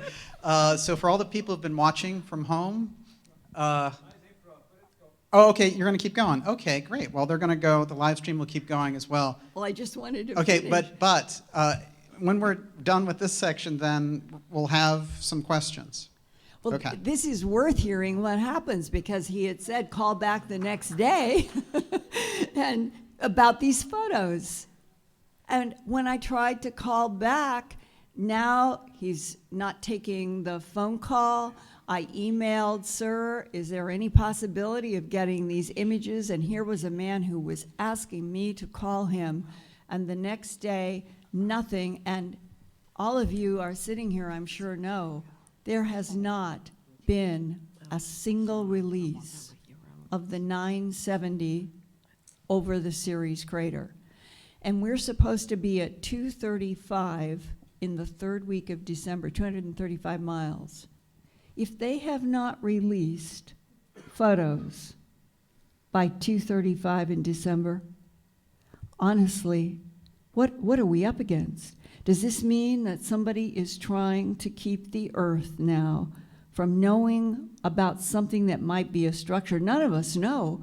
The very fact that they're withholding images, I never thought this would happen. And this is Ceres out between Mars and Jupiter. Oh, amazing. Can I say one thing? Yeah. I'm not surprised. You're not surprised? No, I'm not surprised at all. I mean, Okay, so They cover we have stuff just a up all few the time. minutes left. And what I'd like to do we have a mic set up for questions? Can we? Okay. All right, so this is what we're going to do. Basically, what I'd like to say to everyone, and this is really an amazing panel and an amazing discussion. I'd go on for 6 more hours. That's just the way I am. But it is late, and we have realities there. Here's the interesting thing I want to close on. We've seen how this process developed. We talked about how in the 80s it exploded. We know it went further back during the JFK era, and we've really seen this secret space program develop. My question is, where are we now? And because of time, we have to keep the answer short, but Olav, let's start with you. Where are we now in the secret space program? well, my thing is alternative 3. So I think we're on Mars. I think we're on. And can you explain what Alternative 3 is? Oh, I did the whole. That is, I know, but it's the movie, but just say what it is. Yeah, it's a movie that gives you the blueprint for the end of the world. It's a mockumentary. It's a mockumentary, and it's supposed to what it is the model for how the elites are going to escape the Earth and leave us all to rot. So go ahead. I think it's underway. I think we're on the moon. I think we're on Mars. I think there's possibly people on Venus. I think they cover up stuff all the time in the solar system because they don't want us to see what's out there. And personally, I think 90% of it's human. Okay, and That's my Linda? group. Where are we now in the secret space program? I think that we are on track between now and the end of 2016 to get that worldwide 3-inch headline that we're not alone in the universe. And then once that's out, it doesn't matter if it's microbes on Mars, swimming creatures in Enceladus, another solar system. It's just that we need to crack open. We're not alone in this universe, and as soon as that happens, everyone on this planet, hybrid, ET, and human, have a right to start talking in the open about what's happening between them and the universe, and the implication is we will get to non-humans. Fascinating. Catherine, where are we now? I have absolutely no idea. That's why I keep coming to these conferences to try and find out. So,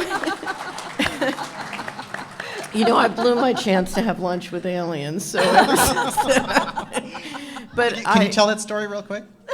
I can tell that story real quick. Okay. How many people have heard that story? I don't want to just bore the Just audience. throw it out Okay. there. It's fabulous. Okay, I'll do it really fast. Okay. It's hard to do it really fast. Okay, so I was in a very. Has anybody here seen the movie Enemy of the State? Raise your hand if you've seen Enemy. Okay, so I played Will Smith in real life, and had a big food fight squabble with the U.S. government, and it went on for. It's a Shaggy Dog story, but.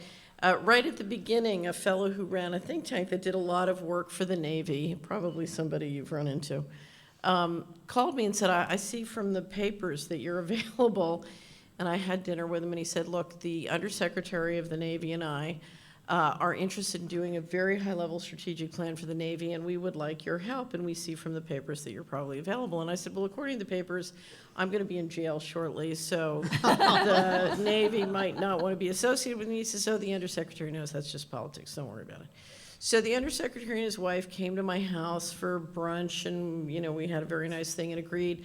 I made a deal with a think tank that they would help me with my situation. We'd trade hours, so it wouldn't cost them any money.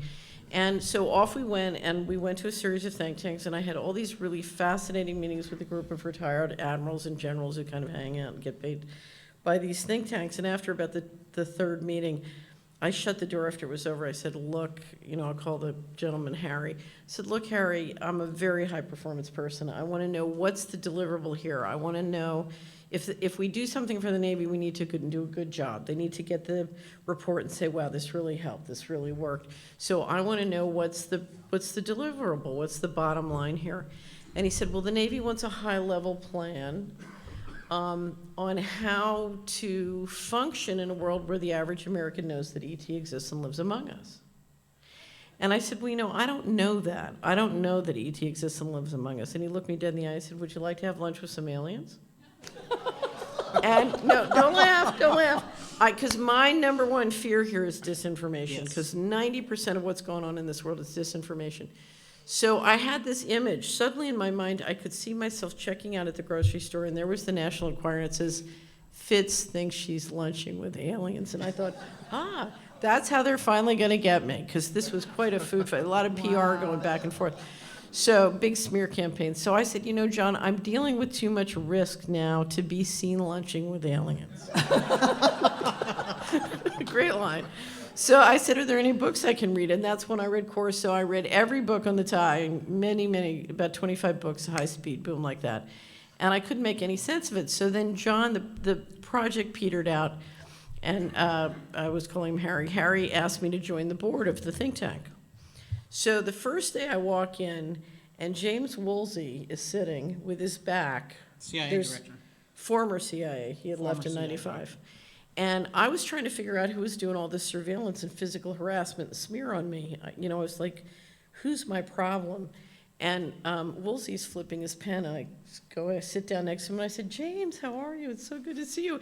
And he freaked, and the pen went up and hit the ceiling, and that's when I knew, That was who was doing it. CIA is my problem. He's Yes, feeling guilty. yes, Never thought yes. he'd have to face me at a board meeting. So the head of the, so you got 10 corporate guys. We had Citibank, Global Business Network, James Woolsey, and so I have a meeting. When you join a board, in the first meeting, you don't talk. You just listen. You're the newbie. So so they start to talk about how the project that they want to do that year is a big white paper on how the American people can come to grips with the fact that aliens exist and live among us. And I'm listening, and normally when you have 10 really important, powerful corporate guys in a room, and you're talking about a deep, dark secret, there's very powerful resonation. There was no resonation in this room. Everybody's really uncomfortable. I thought, yeah, exactly. Yeah. What's going on? Are they trying to trick me? Yeah.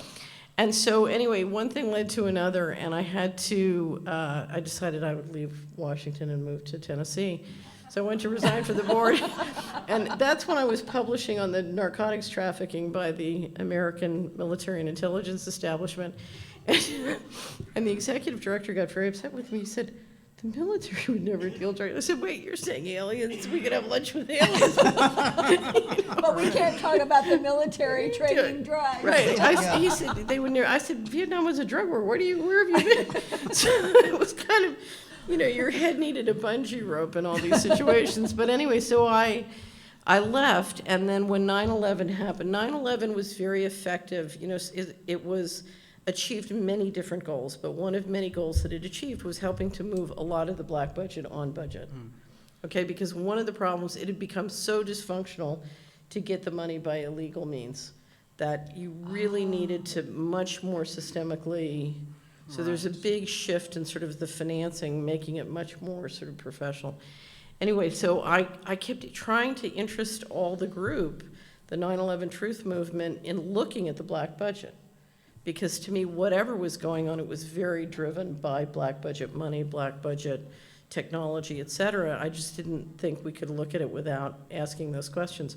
So I wrote an article called What's Up with the Black Budget, where I told the story. Yes. Amazing article. Right, and then a long process began where they all said I was liars. And I got a call from somebody in London who said, look, I published the definitive journal on UFOs, and we, the UFO community, is discussing who to believe, Jim Woolsey and this other guy, or you. And he said, so I want to interview you. I said, well, I put everything, there's nothing else I can tell you. Believe it or not, I don't really care. If it's useful, great. If not, I don't care. So I can't help you. I hung up. He called me back a month later, and he said, we, the UFO community, have decided you're telling the truth. I said, oh, pray tell, why am I so lucky? And he said, apparently Woolsey and this other guy have done it to other people. You're not the first. Right. So I Yeah. have no idea what that whole situation was about. That's Who's, fascinating. Oh. who's the we in England taking the face of the UFO community? I don't even remember. Joseph, to get your point of view on this, to close out the conference. Have you ever had lunch with aliens? No. Or maybe you I've had a few didn't strange know. bishops I've had. Strange bishops. Where are we now in the secret space program? You've charted it, through Corso, through all these other things. Where are we now? I definitely think it exists.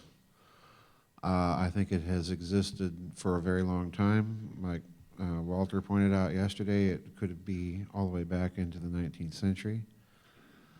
I do think probably its technologies would astonish us. Right. There's a reason that they're talking about mining the moon and Mars and asteroids right now, and trust me, folks, as I've said many times, chemical rockets ain't going to do the job. If they're talking about it, that's one thing. If they're talking about it with chemical rockets, that's, as far as I'm concerned, either cover story or they're deluded. So I definitely think it exists. I think we're there. I don't know to what extent, everybody else's guess here is as good as mine. But the other thing I think is that there has been, particularly since 9/11, this is something I sense or intuit rather than have argued. I think that there is considerable factional infighting going on within whatever this group or groups are, that they're struggling for control of this thing. I think all of this business in Syria with Mr. Putin and so on, I think that's kind of the public manifestation of something much larger going on behind the scenes. And that's what I think. Fascinating. Wow, incredible. Everybody, it's the speakers from the Secret Space Program Conference. Let's give them a huge round of applause.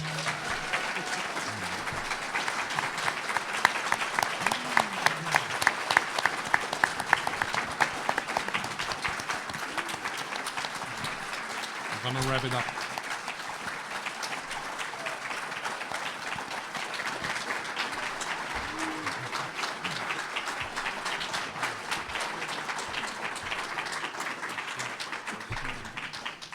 Thank you so much. Now, Jerome, who is the founder of this conference and has gone through all this trouble to put it on, along with Robert and this amazing crew, has a few words for you. It's good to see you, by the way. Welcome. and next conference, I'm gonna make sure that you're a day earlier You before. promised me the private plane. I was waiting for it. Okay, so let's go through my list of thank yous. This will only take 5 minutes, and then we really have to leave the venue. That's the deal with the owner. Security has left, so there's regulations also involved. So, first of all, I want to thank the volunteers. One thing. Yeah. Thank you. One thing that I noticed from the people here in Texas is that they're very friendly. Yes. Texas. And not in a fake way. Hear, hear. then second of all, this is our fifth event that we're doing. And so we also had 5 AV teams. This is the best one so far. Yes. So I want to give a round of applause for the professionality of those guys.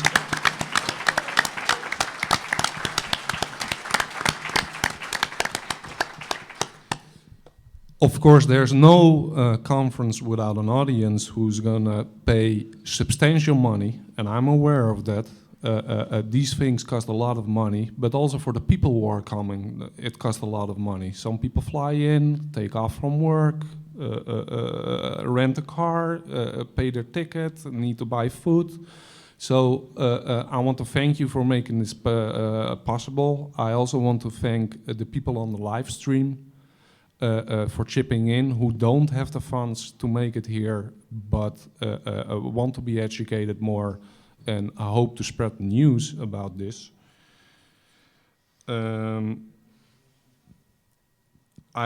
There's one lady here in the Austin area, and she knows who she is. I want to thank her. Without her, also this conference wouldn't have happened. She helped me out in a financial way. So thank you. Really appreciate that. Yeah.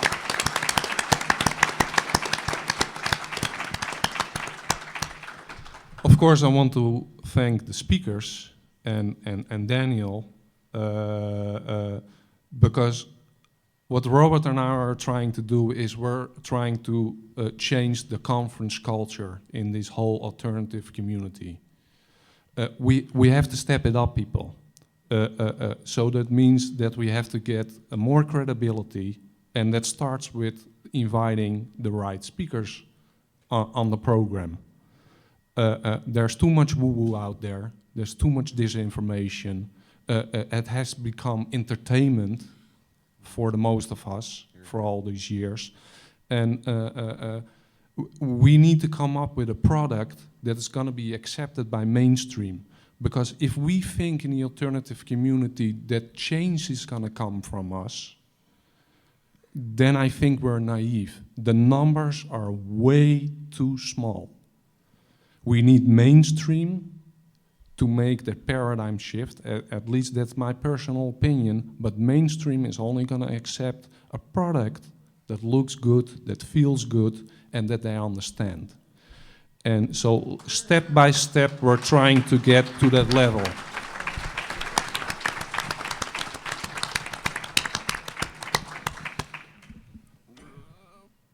I want to invite you to our future events. We're having 3 lined up. The next one is going to be a GlobalBEM Breakthrough Energy conference.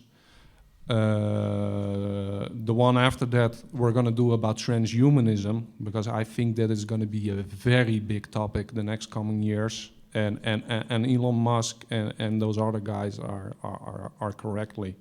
It is a threat. It is a threat to humanity, and we need to discuss that. The third one is, of course, we're going to do another secret space program.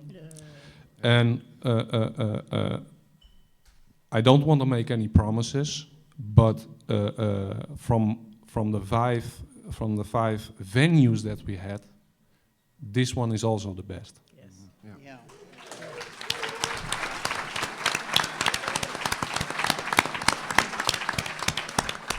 So I hope there's a big chance that we're going to return here. And I know everybody's faces, so see you next time. Yeah. Thank you. All right. I should mention here that the entire conference is going to be available at secretspaceprogram.org for download. And there's a couple of options to rent it or buy it or watch certain sections of it or just watch the whole thing. I know I'll be watching the whole thing. So just to let you know, that's going to be there. I want to make one comment about that. Every attendee that was here is going to get a link from us that they can that they have the conference for themselves to watch at any moment.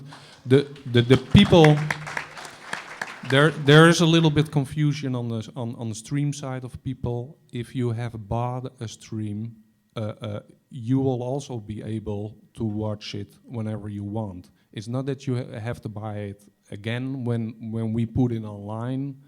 You will be notified, and so I hope that it's clear to the stream people also. You only have to pay once, and that's it.